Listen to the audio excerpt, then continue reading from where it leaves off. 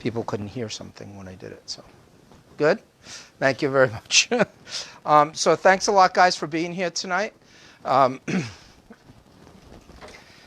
As you know, we do live feed these on Facebook, so if you miss any information, you can always go on and find the information there. But I do thank you for being here, because when you're present and you are physically here, you gain more because of the questions and things that go on and the interaction that happens here. I just want to say thank you, because it's really, really important that you guys are working on understanding why things are going on. I was just talking to someone earlier that, you know, they first came in, they were a lot of discomfort as they were going through in their first few weeks, starting to come out on the other side of that. But sometimes people, you know, they get sore when they first start getting this. Heck, I didn't even see you there. So it's really, really important to understand that our bodies all react differently. And, you know, having said that, I was talking with someone today about, you know, like, you can feel great, you know, you can feel great, you can have, you know, you can feel phenomenal. I was talking to them, they were saying, they're feeling good, and they had braces on. And I said to them, I go, well, after your braces, what do you usually do after you're done with braces? You wear a retainer, right? Why do you wear a retainer? To keep them in place. But after you're done with the braces, your teeth feel good, right? You know, they're straightened out, you know, the things of that nature. But you don't stop taking care of your teeth. You know, and it was interesting because I think that sometimes, personally, I don't stress the importance of making sure that you're taking care of your spine because of how the neurology is affected. So these workshops are really for you guys to share with other people and let them understand that, hey, Jeff, did you sign in? Or Erin, did you sign him in already? No? Okay. So, nice wife. And that's on Facebook now.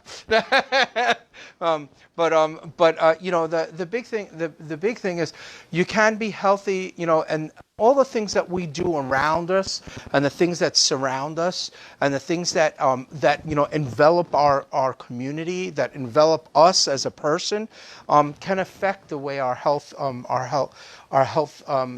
expresses itself. So, having said that, we're going to be talking about epigenetics tonight. Okay, so the question is, are things that you're experiencing, or are the things that you have really genetic?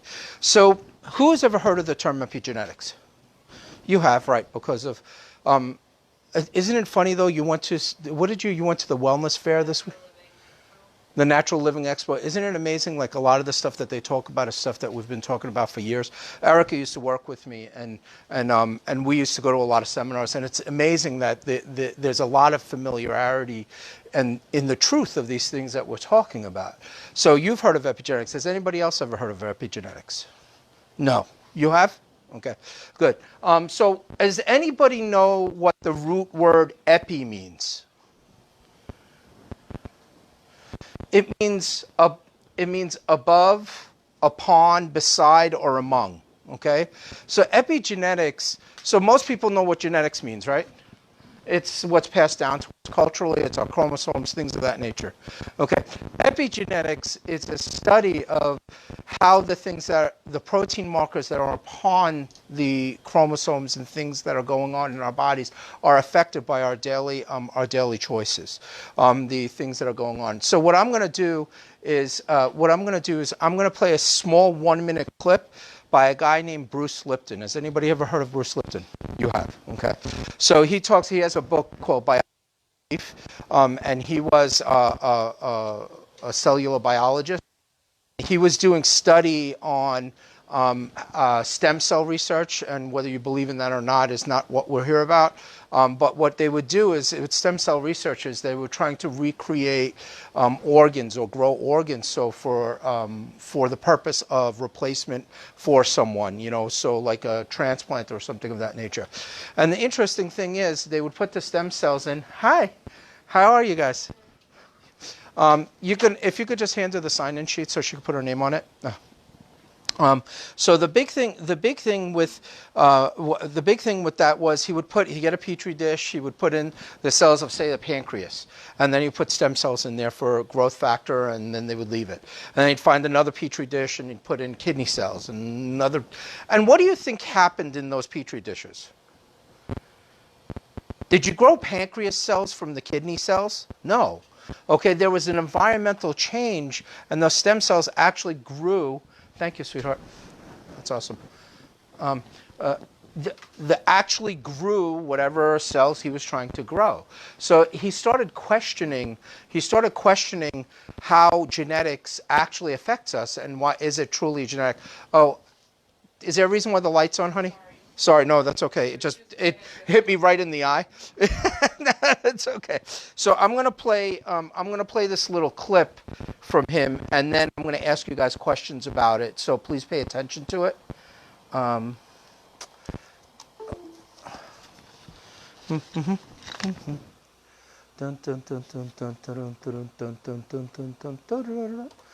I guess I shouldn't do that because people will hear me on the. All right, so everybody can see that, yes? Okay.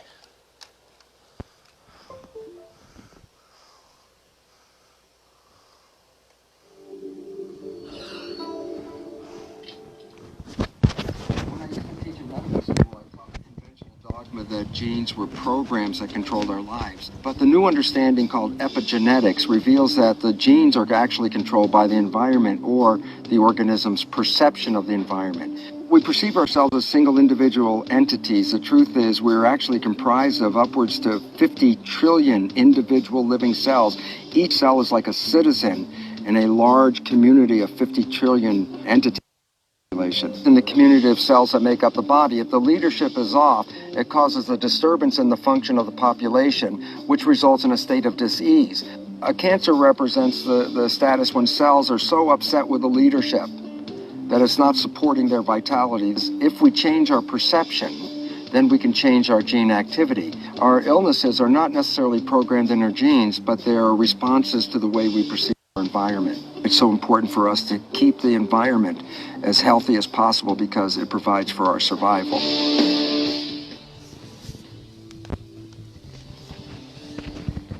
So, pretty simple, not complex.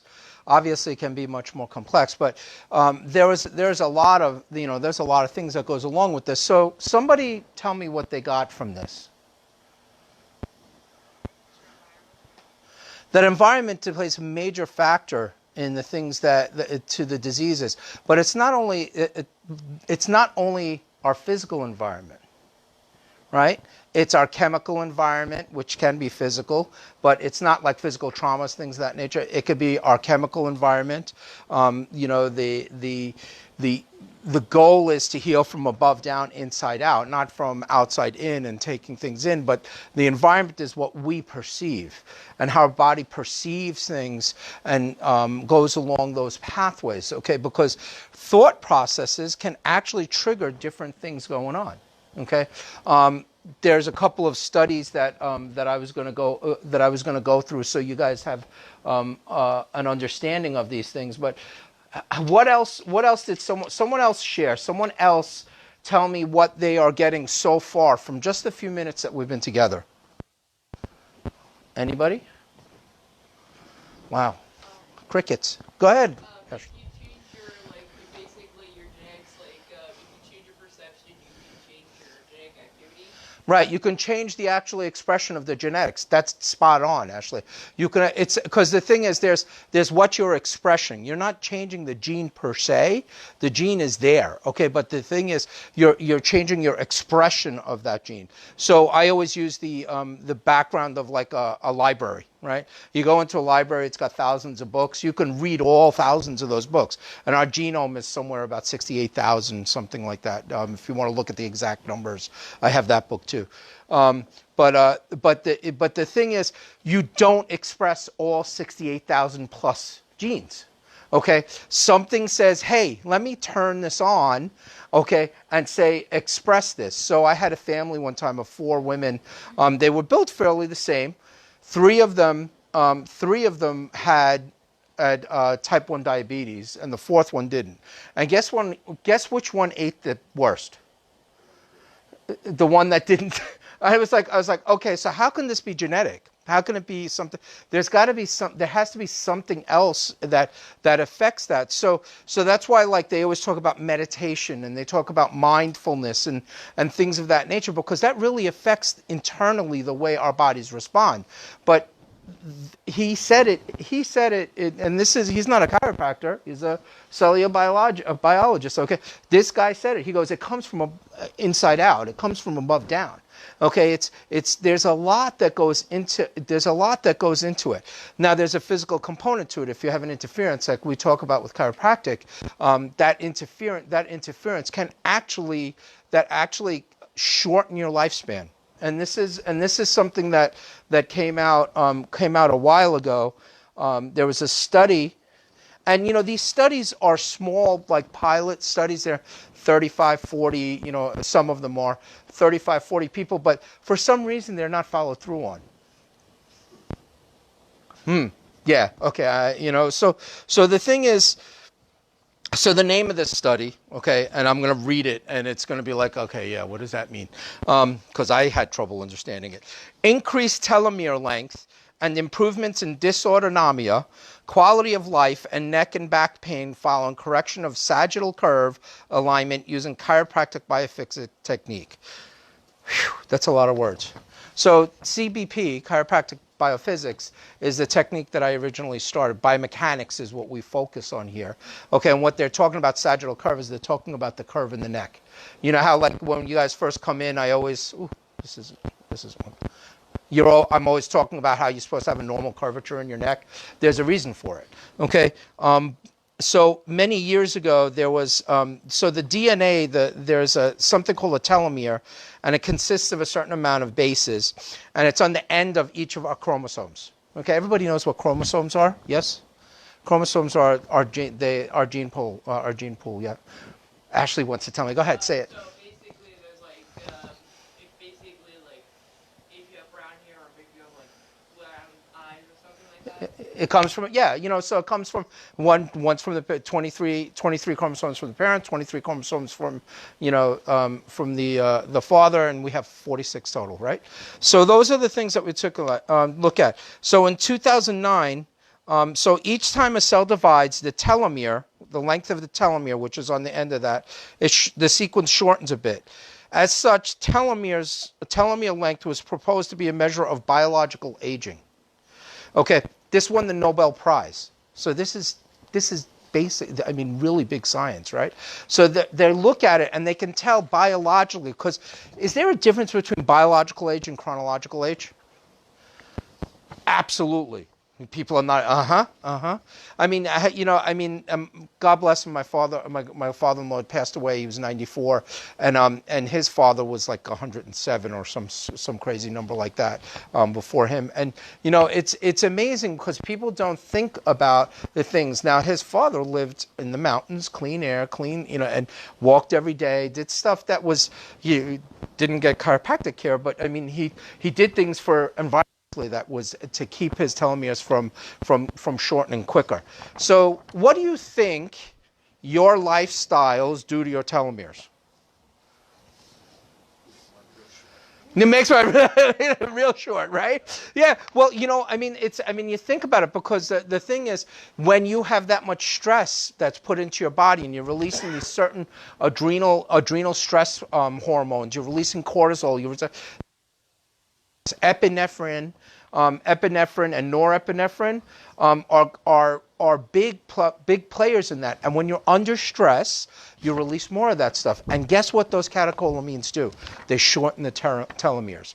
So these guys were doing a study, and they were doing a research on a 35-year-old female, and they found that when they adjusted her, and they were taking, and they did, they had separate tests done, they found that the lengths of her telomeres actually got longer. Okay? They didn't decay as fast, and they were longer. So believe it or not, by just looking at the normal curvature in your structure and making sure that your body's functioning better, you can actually, every time your chromosomes, you can slow down the aging process. That's what this study is saying. Okay, that's epigenetics.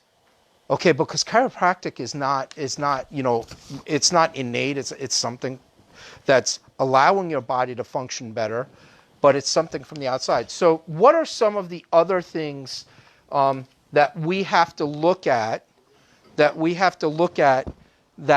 affects us from our environment? Anybody?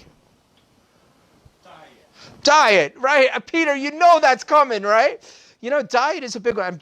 Peter, I got to tell you, is a prime example of what we're talking about, because he has totally changed the way he's done things, and he's much healthier for it. I mean, doesn't mean that he doesn't have some issues here and there, but he's a very physically active guy, and he's totally changed the way he's doing things.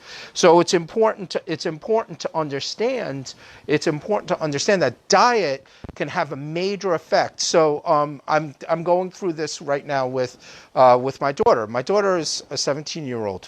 What 17-year-old eats healthy? Not many, right? Not many. She'd rather go out and, you know, eat junk. And we have very healthy foods. We have the habits in our house. Okay, we have very healthy foods. And I'm trying to get her to understand that the way you eat is going to affect the physiology in your body, and it will affect the way your telomeres will grow, the nutrition that it gets, and also affect her brain function. Because who's ever been hangry? Who's ever been angry and because they are hungry, or they you know? So the thing is, this is something from the outside that we have to look at, and it can affect. Okay, and and there's neurological components to it. So most of us don't get omega-3 fatty acids, enough of it in our diet, because it comes from fish oils, okay? Or unless you eat wild game or things of that nature. Most of us don't get that. You need to add it into your diet. What do you need this time of year? Vitamin D. Everybody knows. Who's taking vitamin D? Why aren't you all taking vitamin D? Every single person in this room should be taking some sort of vitamin D supplement, and a good quality one, okay? I tell you, I have the stuff, and I can say, here, buy this stuff. I don't do that. I say to you, you know what, if you want to get it from me, you can go online, you can get it, and you can order it yourself. Okay, I know it's high quality stuff, and I know you're going to get, you're going to get better results than just buying Walmart, or, excuse me, I shouldn't say names, but, you know, buying just a store brand. Okay, so those are things. The other thing that you should be doing is you should also be doing a pre-probiotic. Okay, those are three things that you absolutely need in your diet on a regular basis to just be healthier. They've actually done studies on Alzheimer's and slowing down Alzheimer's and things of that nature, because what happens is the omega-3 fatty acids, the vitamin D, the probiotics, they help with nerve function. And that's the key, because if you can help with the nerve function, you can reduce stress in your body, and guess what? The telomeres are longer. So epigenetics is a major science that's come around, and it's really coming to fruition, because a lot of people, what they do is they look at, what do they look at? Oh, it runs in my family. Yeah. There's some fact to that, but I always use the example of this marathon runner. I can't remember his name. I think it was Jim Fix, but it might be another guy. He died when he was like 52. He died like when he was 52 of a heart attack. You know, and you're like, marathon runner, really? Well, marathon puts a lot of stress on you. Okay. Interesting thing was the people in his family died in their like mid-30s because of the heart attacks. All the men in his family died. So he outlived his family by 15 or 20 years. So the thing is, just because you have certain genes in your body does not mean that you can't make changes in your life that will give you a better quality of life. Okay, because, you know, who knows what's going to end up happening in the long run. And, you know, and the thing is, one of the things is, they don't, you know, they're looking at genetic solutions to things. Like if you have certain genetic markers, you're prone to this, or you have prone to this. But the thing is, what are they looking at? What are they looking at when they look at those genetic markers? What are they looking to do? Get rid of an illness, right? So how do they do that? By removing something, or giving you a pill or something of that nature to take care of that quote-unquote genetic. But the thing is, just because you have that particular gene doesn't mean that you're going to have that disease, because if you take care of yourself environmentally, you may not need that medication, but it's harder to do. Why? Because it's worth it. It's really worth it. You've got to make the choices that are tough sometimes and say, maybe I shouldn't do that. Or maybe I shouldn't. And so the thing is, you have to look at, so that's why all the other workshops that we have, build off of this, because they teach you how to take care of yourself, how to eat, how to exercise, how to do the things that you're doing. Because environmentally, you can change the way things are. So, about 3 years ago was, I think, the last time I ran a triathlon, and I'm going to start getting back into it, but I can't do the runs anymore. My knees won't let me do it, so I'm going to do aquathlon. So I'm changing it. But just the physical activity is going to get me back towards healthy. But I feel very unhealthy in the way that I've been doing things. But it took 3 years to get there. Okay, I mean, a long time. I still don't do as bad as most, but I just don't feel right. You ever have that feeling? You ever eat something and afterwards you just feel like, wow, I felt good eating it, but now I don't feel so hot? Has anybody ever had that happen? Yeah. There's a reason for that. Your body's telling you something. You should be listening. Okay? And sometimes it's not what we want to hear. Right? It's like, but I like that. Yeah, but your body's telling you something else. So those are things. And think about this. When they're trying to genetically fix something or give you something to fix a gene, okay, they're trying to do it from the outside. Okay, so they're actually affecting it environmentally. Okay, they're trying to, but what they're doing is they're taking a group of people that are similar and testing it on that. Each one of us in here biochemically is different. We can have similarities, like, males that are 54 years old will have some similarities, but each one of us is biochemically independent, biochemically individual, biochemically. How can you just broadcast something and say, hey, this is good for everybody? You can't. Even when people tell me, oh yeah, someone said, like, I know by scientific fact that vitamin D, most people are lacking it up here. Omega-3 fatty acid, most people, but some people might not respond to it. And if they don't, I have to address that. I mean, that's my nutritional background, speaking. You do have to address those things. But we are all biochemically individual. So the thing is, what might work for one person won't work for another. So those are the big things. We're looking at. The other study that I just sort of wanted to touch on. I have like 7 of them here, but I'm not. There was another study that was done recently, and this was actually put into a journal. I forget which journal it is. I think Neuroplasticity. Okay, so neuroplasticity. So years ago. When I was in school a little over 20 years ago, they would teach us that once a central nervous system nerve or something cell died, that it wasn't able to be replenished or regenerated. That's now not true. They find that you can regenerate things, and that's what a lot of Alzheimer's research and things of that nature is, to try to regenerate the neurons, the cells that are in there, right? That's called neuroplasticity. So if you want to learn how to do something, okay, what does it take to do? What does it take to learn how to do it and master it? Repetition, right? Again and again and again. They estimate somewhere around 10,000 hours. Okay, of repetition. Okay, that's a lot of hours. Okay, but the thing is, what's the difference between a professional and an amateur? Not only repetition. Wage. This is true. But not all professionals. Not all professionals. The difference is that when a professional does something, they really don't have to think about it. It has become second nature to them, because they've done the repetition so many times. Have you ever thought, you think about like a musician, you go see a musician who plays, and like they go and they play the same songs again and again and again. Yeah, well, after a while, it's just like they can close their eyes and just, play. because they've done it so many times. So the thing is, neuroplasticity deals with that repetition. If you want to teach something, if you want to learn how to, you have to do it again and again, and it's frustrating sometimes. That's why when we talk about the adjustments, they build one upon the other because there's neuroplasticity that goes into the cells. So this particular study was put into the journal Neuroplasticity, and each journal, like medical journal, has a different impact score. Okay, it has a different impact score on things.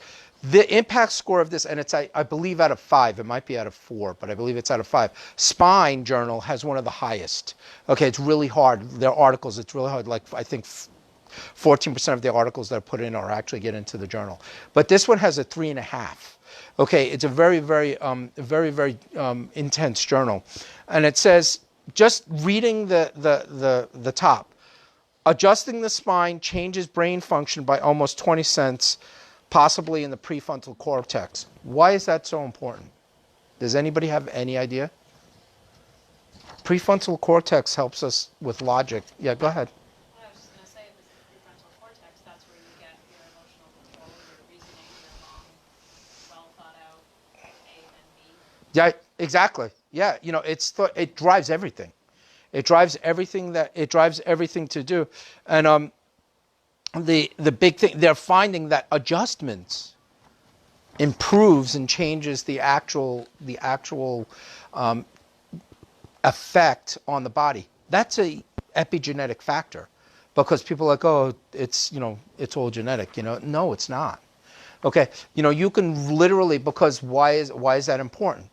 Well, emotional response. Think about anyone here who deals with psychology, that's a teacher, that deals with any of that stuff. Okay, they should be getting all their kids adjusted. Okay, why? Because it's not about pain. Because it changes prefrontal cortex cells. It lengthens telomeres. It has nothing to do with pain. It has to do with how your body functions.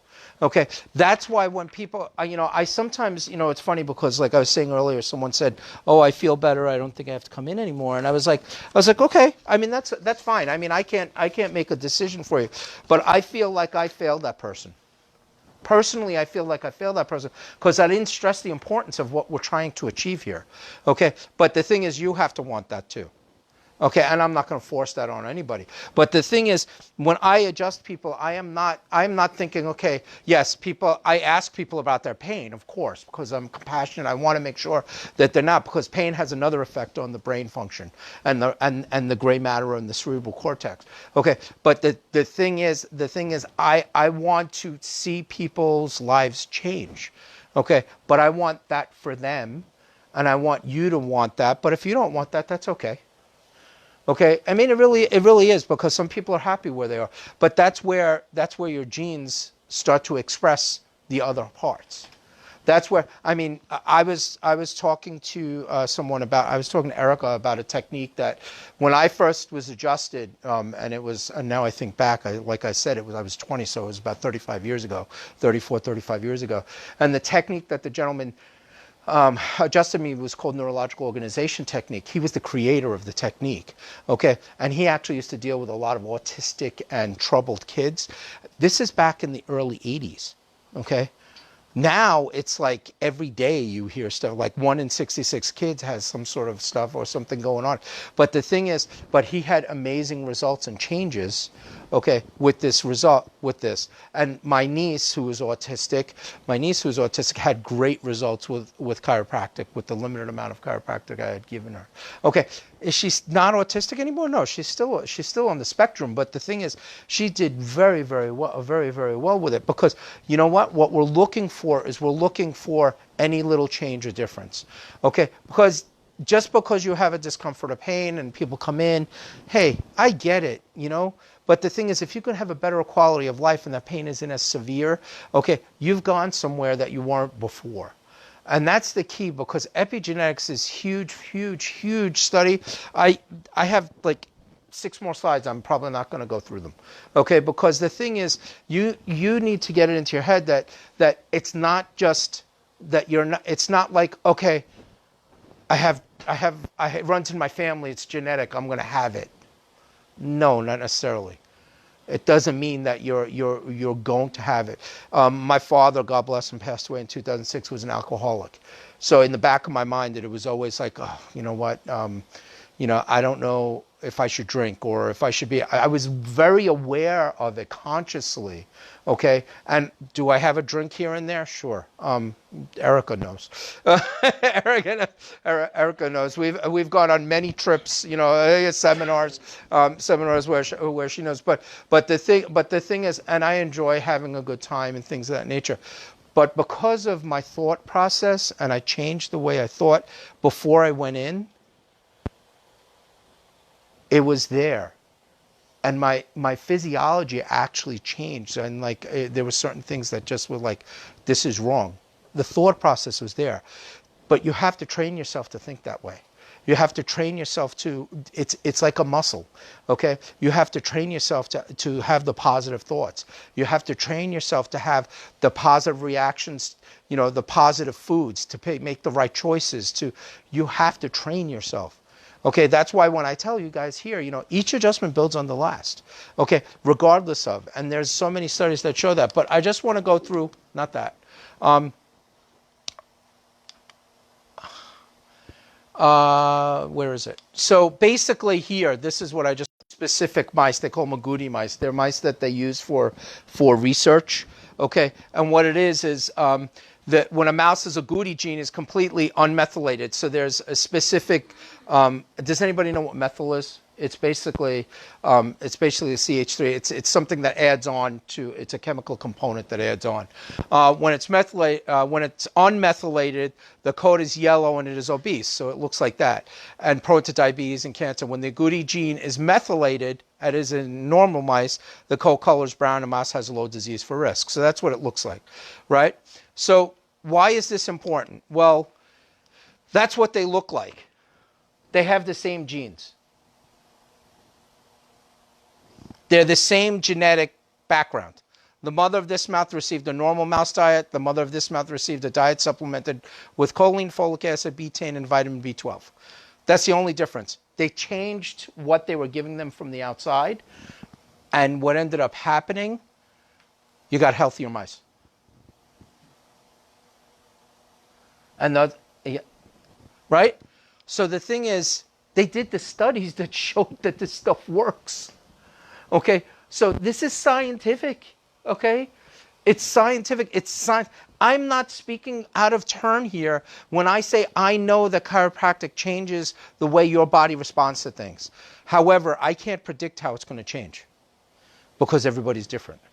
I can have the knowledge, but it's just like that. It's just like that. The wisdom of your body is going to take over and is going to heal the way it wants to heal, okay? I'm not the healer. You are. You're the library. You're the wisdom. Okay? I'm just opening up the channel so your body can function. And this is a prime example of that. And this is when they started doing this stuff. This stuff, you could talk about this stuff for the next 15 weeks in a class and then still not get enough and still keep going. And it's like, this is a whole study unto itself. You guys need to start thinking about who is it that, what are we doing? We're doing the tongue twister today. Who is it that that doesn't know what you know about chiropractic or doesn't know this stuff and needs to be here learning? They don't need to be a patient here, but they still need to learn how to take care of themselves. Even if they're making that one choice to change things, they're healthier, right? So I thank you so much for coming tonight. If any of you have questions or want to be in, hang out for a few minutes, please let me know. But I'm going to shut down Facebook, and I thank you for coming. And think about bringing somebody the next time you're here. Thanks. Thank you. You're welcome.